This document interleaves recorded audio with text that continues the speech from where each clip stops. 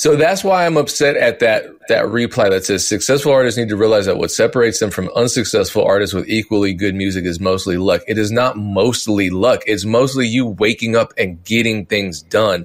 The reason that I'm lucky, the reason that Kevin Lyman pulled us out of obscurity when he happened to be drunk at this random small music conference in Atlanta was because I spent 6 months watching every single interview he had.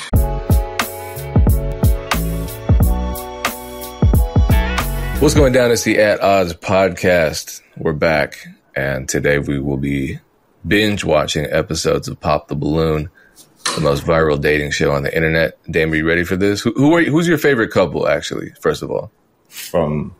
I have no idea. There are couple. I know. Aaron, who's your favorite couple, Aaron? I don't have one. I don't like that show. I don't watch it. Occasionally I catch clips on socials, but that show is crazy. I've never watched the full episode of it. I don't think I've ever. So they couple up. I'm assuming they couple up at the end if somebody gets chosen. So that's what you're referring to. I've never watched an episode long enough to get to that point. I've just seen a lot of the clips. I think there's a lot to learn from it from a social media standpoint. You know, they do a lot of things right.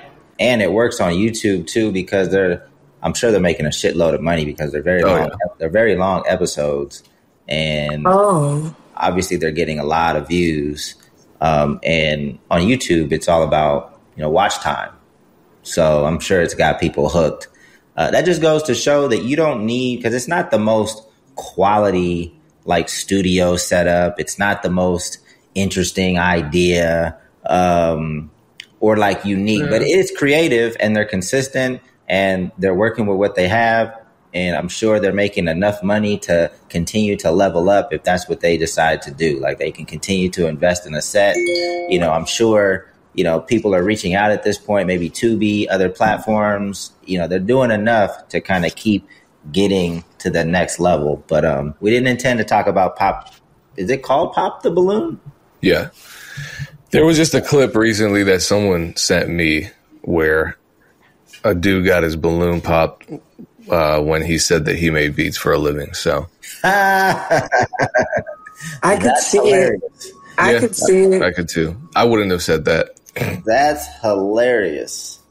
The thing is, people pop their balloons for the most ridiculous reasons, but that is super valid, to be honest. Like, respect to all the producers. I just, like you said, I just wouldn't lead with that. I was telling a friend the other day, it's like, if you do it successfully, there's so many other things you can say about yourself. I was talking about artists, like artists who lead, or especially rappers who lead with "I'm a rapper." I'm completely uninterested in getting to know them. It's just unfortunate. Sorry. But it's like, if you do it for real, that's not what you have to lead with. What would you lead with, Aaron? What would you suggest? Yeah, this is great dating advice for aspiring musicians. What would you lead with to get a shot? I would say, I don't know. I don't believe in leading with your occupation. Shout out to Jump Global, who works in this space, but I don't believe in, being like, hey, I do this and this. Like, even for me in my bio says I'm myself for a living, because I get frustrated when people make their whole identity the job or occupation that they have. So I'm just not into that in general. But if you're talking about your occupation as a rapper, I just feel like you could say I'm an artist, or I'm a full-time songwriter, or I make music for a living, or I don't know. I just feel like coming out and being like, I'm a rapper or I'm a hip-hop artist, personally, this is not everybody. So artists, if you want to come for me, I don't care. It's not going to affect me. But I just think when you lead I'm a rapper, everything sounds unserious after that. Yeah. No, I actually dealt with this when I had the label, having to tell people, I have a record label, because most people assume that it's a failing or struggling record label. And it was for a few years. So, I think you just need to communicate however you feel comfortable, but you just need to know how it lands on other people, just in case you want to change up how you communicate. I think the awareness is that emotional intelligence is important. You just need to know how it might land on certain people in case you want to change how you communicate what you do. If you're comfortable in it and that's how you want to rock and you know how it lands on other people, then continue doing whatever it is you want to do. Relationships are doomed. That's all I can say.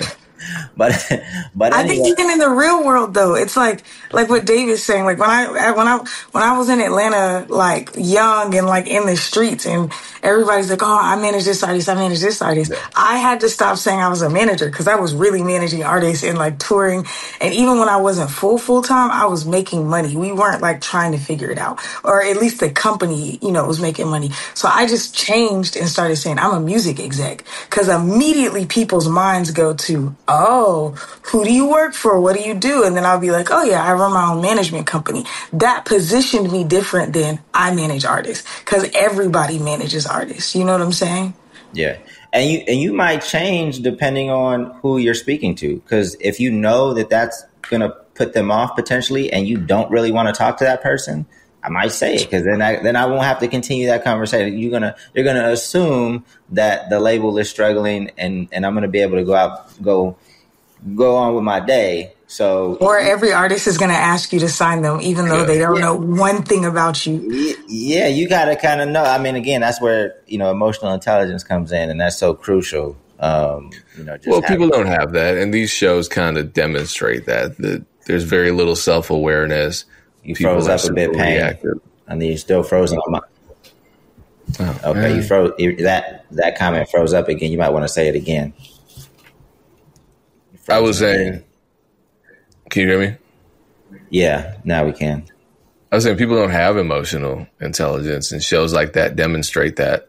And, a lot of those people are super reactive when they get criticism, but then a lot of other people look at every little thing as a poppable offense just for the value of television. And, traditionally, I was always one of those people who was like, life doesn't really imitate art that much. But nowadays it kind of does. Like video games don't make people violent. I'm kind of rethinking that now. Music doesn't make people fucking stupid, do dumb shit. Yeah, it kind of does. So then when you watch these shows, people just start, I don't know if it's because our overall intelligence level or our mental health is just suffering and we've created this attention economy, but it does feel like people are living lives as the main characters in their own dramatized direct to YouTube reality shows nowadays. And so it certainly informs their behavior, it seems. So yeah, good luck out there on the dating market. Before we go too far down a rabbit hole or off topic, this episode is brought to you by Two Lost, the best music distributor in the game. Use the code ATODDS to get 3 months free. Check it out. No commitment required. Log in at odds, so ATODDS. And I can't say the name yet, but we do have a live event that will be touring in Atlanta, DC, Philly, and New York next month. I'm looking forward to it. If you're in one of those cities, please stay tuned. Hopefully we see you in person. This will be a very different type of event. I promise you. Hopefully it goes over well. I'm excited to see how it works. If it goes well, we'll roll it out to more cities. But it'll be myself, Ray Daniels, and then Nyla Simone will be rolling with us as well. So, you teased this event out on a previous episode, didn't you? Yeah, we're almost ready to announce. We're just waiting to lock in a venue for New York. If anybody has information on a venue that can fit probably 200 to 300 people, please let me know. All of the venues that we've been reaching out to have been booked because we're doing this very last minute. Most tours are booked. If you're an artist and you want to book a tour, you typically are booking tours at least 6 months out. Aaron, you can correct me if I'm wrong. So a lot of we're trying to do this next month. So as you probably would understand, we're running into a lot of, venues that are booked. Does it have to be like a traditional like music venue, or are you okay? No, I think I could help you a little bit. I think. Yeah, any help would be greatly appreciated. I think for this first run, we want to try different types of venues to see like what it works best in. So a theater could work, a creative space could work, just an open space. You know, we can figure it out. But yeah, stay tuned. What topic are we starting off with today? How about this very fatalistic topic from Dame? You recently tweeted, managers, if you fear that you'll be let go, you might as well part ways. It's hard to act in your artist's best interest when you feel like you can be replaced at any time. I feel like, going back to the balloon pop thing, that's how relationships are too. People are always paranoid. Everything's a self-fulfilling prophecy when you internalize negative feelings. And I think that's why, people look at, I'm going off on a tangent. People look at affirmations as like new age and corny and stuff, but it's like, man, your inner voice, what you're telling yourself on a day to day, if you wake up and you're like, man, I'm not going to make any beats today. My beats are trash. You're not going to make any beats and you're going to hate everything you make. Your thoughts do become your actions. I'm not saying 100%, but to a high degree. So, Dame, give us more. I think 100%. Like, as you think, so you are. That's like just period. Your mind shapes your reality. And so that's why when artists are always on here complaining or like, well, this and this and this won't work because of this and this, it's correct. It will not work for you. Like, everything that I'm doing now, I mean, not everything, because it's been bigger and better than I ever imagined. Also harder and longer when it comes to the amount of time, effort, and energy. But in my life, in my career, I'm living in what I envisioned. So it's like, so I think I'm with you. I do believe it's a self-fulfilling prophecy. I also feel like with artists, the odds are very much in your favor that you're going to be let go. So if you're already feeling it, you probably are onto something that you've experienced, or your body and your mind is telling you something that your heart may not be ready to experience. It could be insecurity. Maybe it's insecurity, but I've never been wrong. Every single artist that let me go, I knew about a year before and started making my mindset for something else. A couple times I was shocked when they let me go because I was producing at such a high level. So I personally, mentally was shocked because of what was going on in the business. But internally, intuitively, I knew it was coming. So it's like I was shocked and then it helped me settle into it. So I think it's an interesting topic, Dame. I would love to hear what you have to say, but I agree.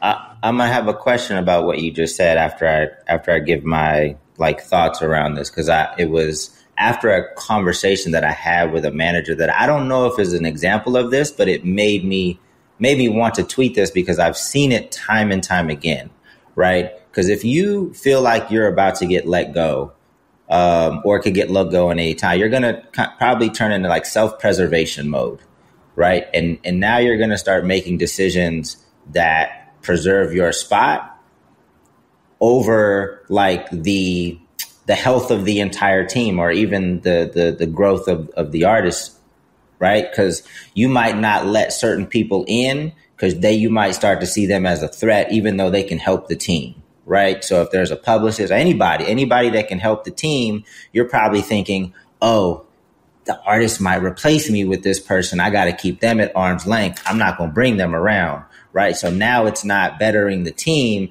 You're just protecting yourself. So I would encourage managers, if you're starting to feel this, one, you either have to part ways, or two, you have to have a very serious heart to heart conversation with the artist to see if you can get back comfortable in your spot, if that's possible. Sometimes, a lot of times that's not possible once you start having those feelings, because it's not going to be good for you. It's not going to be good for the overall team. Your decision making is going to be clouded.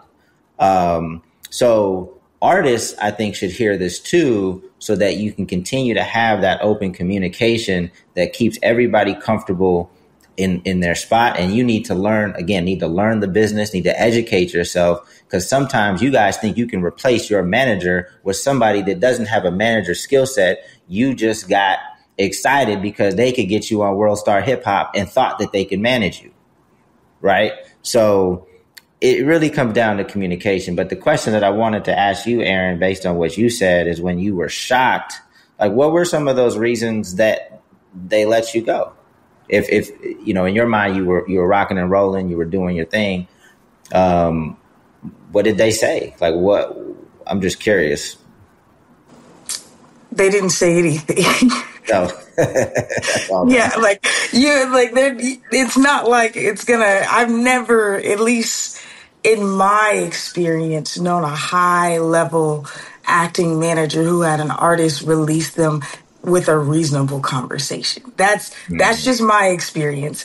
Yeah. I can't say that's 100%, but they don't say anything because it's almost always an emotional decision. That's why I say I'm shocked. It's like intuitively knowing something versus actually knowing something are two different worlds. So I don't want people to be like, well, you said you knew.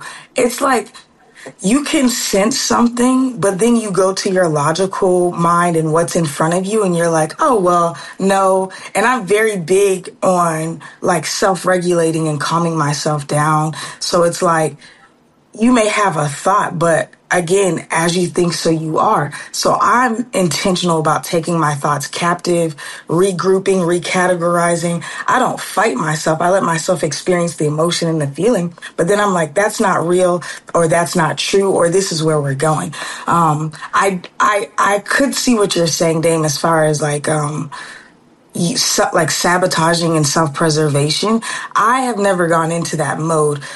It could be because I'm a woman. It could be the way that my trauma is set up, but I undeniably double down on nurturing that person and trying to prove my value. So I give more. I bring in more team members to do more jobs. I spend my own money. I spend more time with the artists because I'm like, well, maybe I'm misunderstanding what their needs are. I give more. I'm like fighting for the biggest deals. I'm going after the biggest wins. So that's what I'm saying. Almost every time that it's happened, it's like we're going to another level by the time they hit it. So it's always like, damn, even that didn't save me from what I was feeling. Yeah, like from what I was feeling a year ago. But yeah, no, it's never been a conversation. I think I've had I've had 3 or 4 artists let me go. Only one had a conversation with me. One was a woman. The last artist that let me go did not give me any real details. Made it kind of like we had a conversation 2 months before, or like a month and a half before, of issues that she felt like I was having, and she named 6 things across 4 years, right? Because I took notes. So I was like, in my book, that's like really good, right? 6 things across 4 years that you have an issue with. And then I explained all of them. It seemed like 5 of them, she was like, I had no idea this was going on. I thought it was this. And the other thing was like, we just disagreed on it. But I'm like, again, I'm cool with that. Everyone else, men, they were like, and I'm not making that thing about men. I'm just saying the men did not. One just started, like, one ghosted us in the middle of a negotiation, left a ton of money that, like, I'm still paying off the debt from what we had to deal with that. The other one literally just stopped responding to my calls and texts. We were in the middle of a brand deal. And then I guess we could say another one let me go, but I think he was just like letting everything in life go. And I was like, I can't keep following up with you. I already saw it on a downward trend and I was trying to revive a corpse. But no, I've never had like, hey, this is coming to a close because I'm frustrated with you in this manner. I just don't think we're compatible. It was like accusations, clarification. And then when there was clarification, the person came back and was just, they made it a spiritual thing. And I respect everybody's personal journey, but they were just like, God told me to change everything in my life, and you're one of the things I need to change. And I was like, okay, you can't argue with that, but it's like, it's never been a clear conversation, so I have no idea. Artists are terrible at communication, most artists that I've worked with, and they don't really want to have the tougher conversations, but especially if you've had a manager for a year, 2 years, this person has been probably putting you first, in their own life. And then you owe it to them to at least have a conversation. Not having a conversation is being such a coward in my book. And it's completely ridiculous. So I didn't tweet this because I felt like I feel this way when I talk to managers, when I'm presenting their artists with an opportunity, because a lot of managers will put themselves too much in the converse, like, okay, let's have the conversation and let's figure this out. And then the manager will just kind of be blocking the opportunity, kind of, or like, I need to be there. Like, the manager doesn't have to be at everything. You know, some of them are too protective of opportunities to the point where you're going to fuck up the opportunity. And that's kind of it. My tweet is kind of what I sense when I talk to man, as if I want to manage it. I'm not stepping in nobody's situation. I'm the last person that you need to be worried about. I'm the last person that wants to manage any new artist these days. So, like, chill out. Like, it's just an opportunity. You don't need to make it about yourself. It's like, okay, yeah, they can be on the podcast, but I need to be on the podcast too. Like, I didn't ask for you. Like, I don't know why I would be talking to you. So it's just a lot of weird stuff that happens. And at the end of the day, the message is, managers, get comfortable in your position, have those conversations with your artists. If you can't have those conversations, that's a red flag immediately. Like when Hobson and I were coming to an end, like Aaron said, I could sense it. It wasn't a year out. It definitely took me by surprise a little bit. I thought we would have a conversation. I didn't think it was going to be like, oh, we need to part ways. But my message to the artist, my last thing I'll say, my message, and this is a message to the artist. If you have a manager that is a solid person and is doing a lot of work for you, do not let them go unless you've done everything you've needed to do, right? A lot of you guys are letting managers go and you didn't fulfill your end of the bargain. You didn't even give your manager a real shot. And that's fucked up, right? That would be like in Ja's situation right now. If I was working with Ja's, like, we don't even have a final, we're working on a script. We're almost there, but it's like, let's say he wanted to let me go. And I'm like, bro, you didn't even give me a chance to shop the script. I never got the script. Like, so if at the end of the day, it's your decision, but you didn't even give me the opportunity to see if my strategy would work. You only did 4 out of the 10 things that you were supposed to do to see if we can get to the next level with this plan. And you're already letting me go and pointing the finger at me when you committed to 10 and did 4 things. How you know it's not going to work?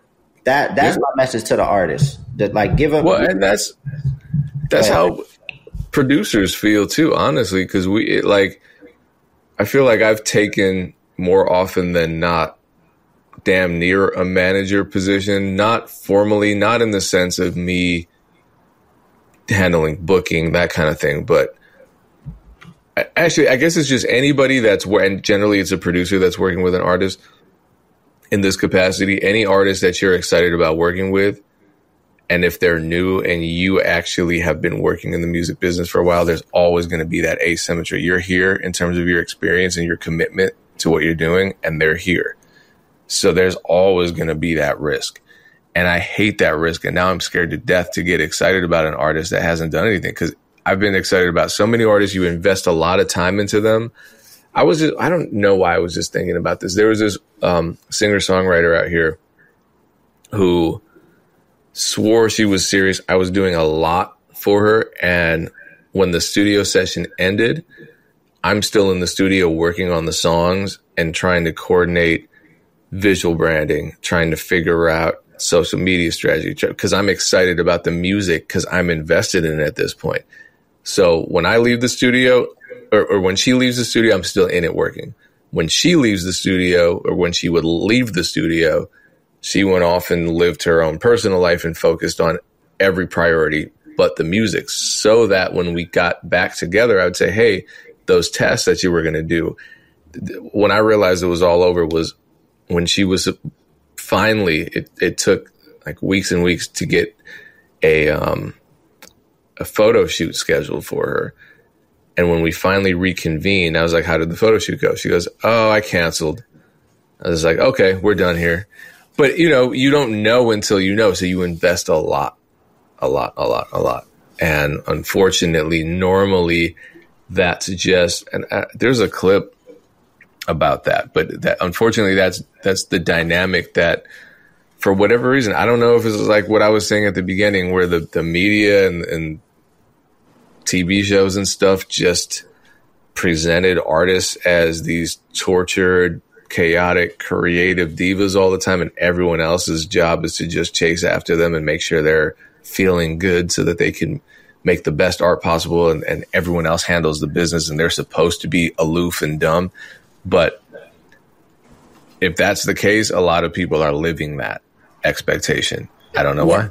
Yeah, Dame, I think what you said was interesting. You said the artist, like, yo, you didn't even give me the chance to, like, make this happen. I don't think it's ever about, at least in my experience, it's never been about delivering, right? It's always some sort of emotional thing. So it's not like, oh, this thing didn't pan out successfully. It's like, I don't like you anymore, or you got me this brand deal and you keep making me, like, I had one artist, this is when they first stopped talking to me, and then 6 months later I just stopped claiming I was their manager because it was so hard to get feedback back. But one of the last conversations we had is like, he said, I'll tell you things that I'm thinking about or interested in, and you always try to go make them happen. Can I just be a creative?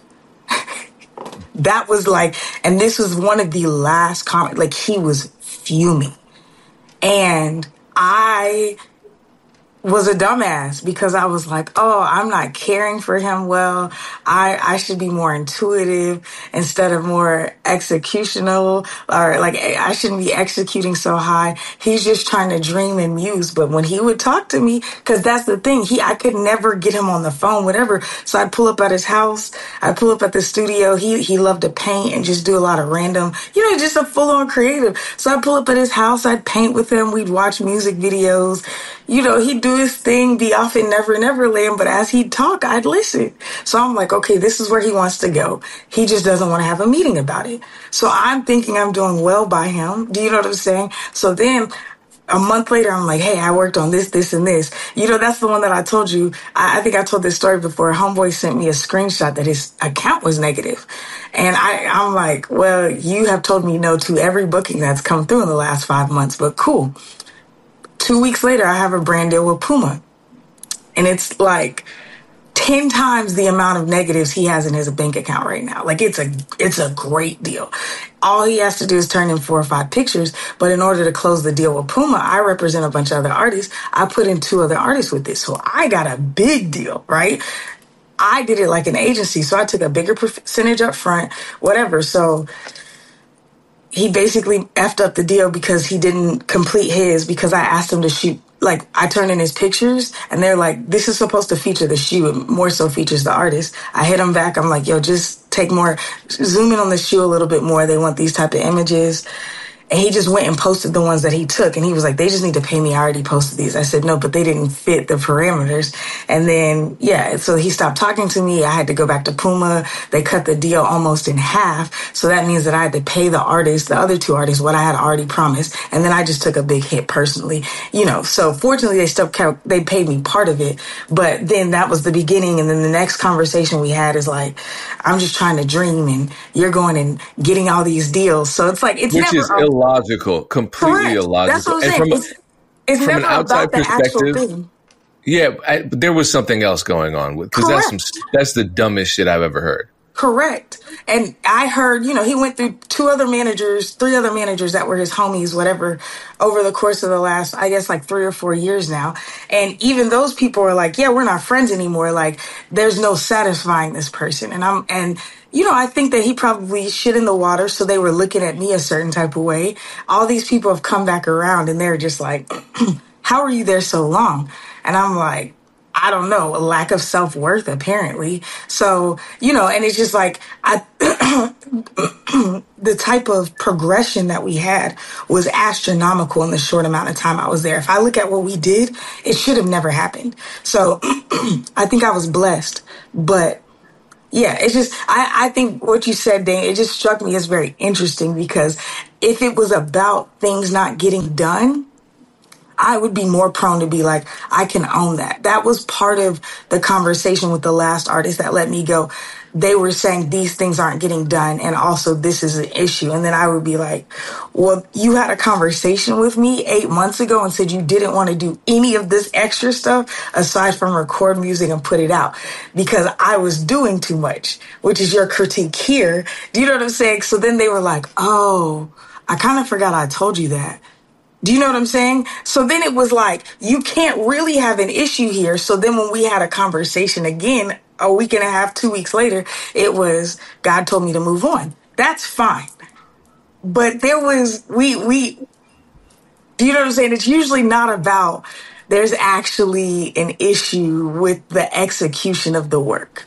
No, well, it wasn't. So again, like, so the Funk Volume situation, right? So it was about Hop saying, because I was the reason that Funk Volume wasn't progressing fast enough, right? When in fact, like, if you really look at it, it's 8 years. Hop put out like 2 albums and a mixtape, right? 8 years, you know, you're still like leaving your tours, like just abruptly. You're not doing, you're missing flights on purpose to not do a press run that we set up, right? You're going against the things that we're setting up and then blaming me for it not working. Like, that's wild, right? You're committing to things and then we set it up, you don't do it, and then you blame me for not getting to the, it's like, okay, that's a fucked up position for an artist to put a manager in, you know, and if you just don't like the person, then you just go your separate ways. Like, don't just kind of set them up to fail. Like, there's no way to win in that. There's no way to win in that scenario. So anyway, we spent a lot longer. I thought this was going to be a much quicker. I mean, I like the dialogue, but I thought I assumed it was going to be like a 5-7 minute situation that we move on to the next thing. But feel free, whoever has the next topic, let's get to it. No, it's not going to be fast. Management is the reason that I spent so much money on therapy, or spent. I'm good now, but not. It ain't a fast topic. No, not at all, especially the way you framed it, Dame. Okay, so let me just shut up because I have a lot of visceral, immediate reactions to not necessarily his tweet, but to the first reply. But Aaron, this resonated with you. Rob Abelo, who's never been on the show, but he certainly gets covered a lot here. The graveyard of failed bands, and you can apply this, I think, to a beat maker, producer, rapper, singer, songwriter, whatever. The graveyard of musicians is full of the graveyard of failed musicians is full of great music and bad marketing. The comment directly after that, what does it say, Payne? It says like successful, or there's no failure. It says successful artists need to realize that what separates them from unsuccessful artists with equally good music is mostly luck. Okay, that's not, I thought. Okay, so the quote directly under mine, which I posted on the NBC page, was like, he said something like, "There's no failure in art. Making the art is the success." And I was like, for anybody who's about to come on the Music Entrepreneur Club page and say that, just so you know, this is not what we're talking about. We're talking about being commercially successful and making money from art. Like, only people who don't make money from art say things like that. And I get it, but yeah, I just think this is an interesting topic because I thought about it specifically from a band perspective. As many people know, I started my career in the rock world, and that's exactly what it is. You would think that having a band would almost guarantee more success because there's more bodies pushing the same body of work. But it's a shit show because you're essentially getting 4 or 5, depending on how big your band is, but 4 or 5 different personalities, all of them with a degree or level of main character syndrome, right? So they may not want to be the front person, but they center themselves and say, well, if you're out front, you should be working the hardest. And then the lead singer will be like, well, I'm out front. I have to bear the weight of all the energy of the crowd. And these are things I've actually heard, y'all. This is not me just proverbially making this up, and things I've heard several times. And so they're just like, well, I have to carry more of the emotional load. And I'm the mouthpiece, so I have to talk to all the fans. I have to talk to all the media people. The least y'all could do is show up. And then it's just like all this infighting. I think that a lot of times people think because they sound good, and this applies to all music, I think people believe because they sound good, people should pay attention to them because they have a good live performance or whatever. It's just, there's not enough meeting of the minds. There's too much emphasis on art and not enough emphasis on business. And it's like you already have a small corporation with 3, 4, 5, 6 people bought in. You might as well just lean into that. And the success I saw with the band that I managed was because when they first started, they leaned into that. When I started working with them, I'm like, y'all have to be a part of this business. Y'all have to invest in this. Y'all have to be dedicated to it. We have to spend time learning. So our first shot came from me essentially forcing them to go to a music business conference. We sat together, whatever, they showcased. Kevin Lyman saw them. We got put on Warped Tour. It was a miraculous, incredible story, but it's because I leaned into the education aspect. And for 9 months ahead of that, I was learning, studying, growing, but yeah, there's so many logical fallacies in the music industry. And I think that this is the main one. It's that I have good art, but I don't have good marketing, and I'm expecting to succeed. It's very odd to me. So I don't know shit about bands. I never worked with bands. So I definitely understand just kind of the team dynamic and how that can make things difficult, because any team in music is going to be difficult to continue to progress, whether you're a band, any team is going to be difficult. However, I don't think this is true for hip hop. Because I need somebody listen. If people think this is true in the hip hop space, I need somebody to DM me on Twitter a link to a Pimp a Butterfly or a Reasonable Doubt or an Illmatic or just a classic album that's just sitting in the graveyard that just because of marketing, we never heard about it. If you have one of these projects, I have one. I believe it's a classic sounding album. And it can't just be, it has to be at least 2, right? Because at this day and age, you got to have consistent music. So I need, who is the artist that has made 2 classic albums that, and I think I've tweeted this before and people sent me responses and, music is subjective. I get it. But I don't think any of it was classic. So if you got a classic album, again, I don't think that it's not smart to just let music market itself. But I think if you are making amazing quality music, it's going to make it that much easier today to stand out because there's so much other music that's being microwaved and put out. And I don't know. Well, wait. Go ahead, Payne. Sorry, my problem with this whole conversation is just the word marketing. I know how people are going to interpret that. People are going to interpret marketing as terrestrial radio campaigns and billboards and all types of high ticket services. And so it's an amazing excuse for failed artists to make because, yes, you don't have a $500,000 marketing budget. So then they're like, that's why I failed. Right? And the average person isn't going to challenge that because, true, you were just a local artist. You never went anywhere. And as long as you can just claim accurately, right, truthfully, that you don't have the marketing budget that Drake has, you can always say, well, that's not why I got famous. That's why my project failed. So, again, there are 2 metrics here that people fuck up all the time for their own benefit. They manipulate these metrics. 1, fame / success. If you're making a living doing your music, you're successful. Period. And people will say, oh, well, you're not Drake. You're not a multimillionaire. Shut up. Number 2, marketing. Marketing isn't just dumping $500,000 in a terrestrial radio campaign. People always, and when I say people, I mean specifically morons, will always say that as long as you dump money into trash music, it will blow up because blah, blah, blah, because they don't understand how that works.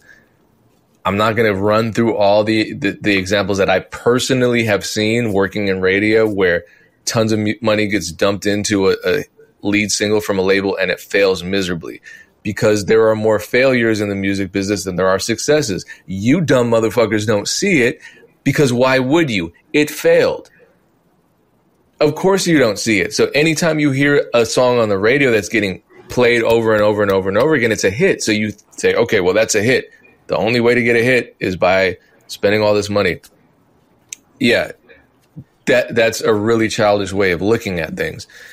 Marketing can be you showing up to your local open mic for a year straight and networking your way up.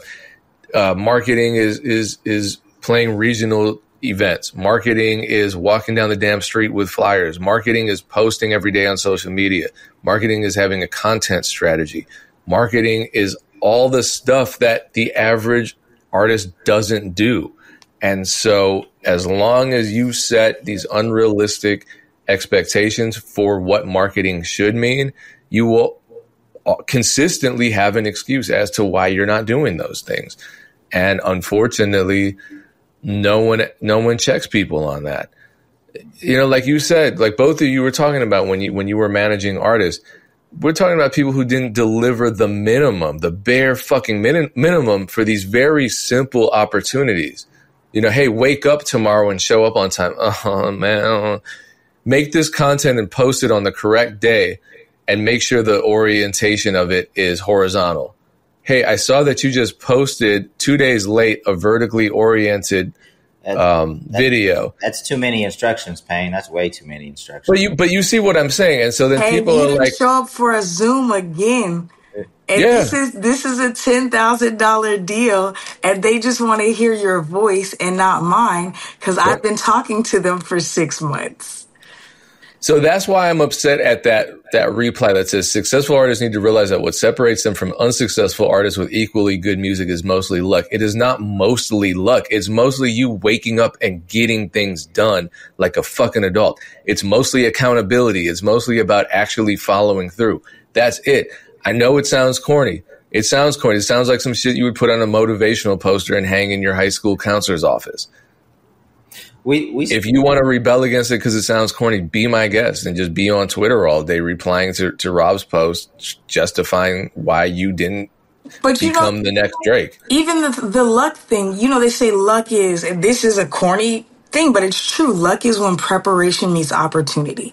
The reason that I'm lucky, the reason that Kevin Lyman pulled us out of obscurity when he happened to be drunk at this random small music conference in Atlanta was because I spent 6 months watching every single interview he had, reading every blog post, listening to every RSS feed that interviewed this dude over his whole 20-something year career. I knew his temperament. I knew his family. So I knew I could walk up and talk to him. So I started talking to him at his first session. We sat on the front row. None of the artists sat on the front row. I made sure the guys were there on time. I made sure that I asked him to leave from one room to come in and see us perform. Do you know what I'm saying? My preparation, their preparation, because they were a fucking incredible band.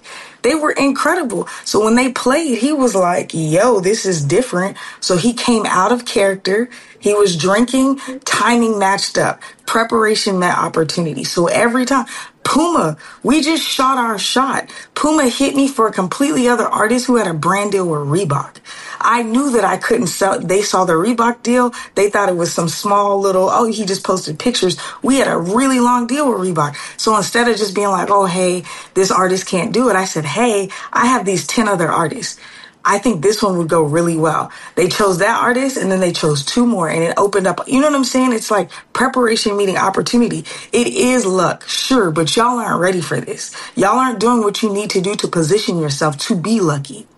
Yeah, you can definitely increase your chances of luck, which to me makes it not luck anymore at that point, right? Because this week was a very successful week, in my opinion, not because I don't have any wins to show you, but I planted a lot of seeds that hopefully I'll get lucky. And if I continue to water them, if I continue to develop those relationships, we continue to do good work, that's going to increase the chances of those seeds eventually bearing fruit, right? And that fruit might come to fruition next week, next month, next year, or in 3 years. But it's the work that you put in to continue to water those, to continue to plant more seeds, continue to water them, and then you'll eventually get what some people might describe as luck, but you put in a shitload of work.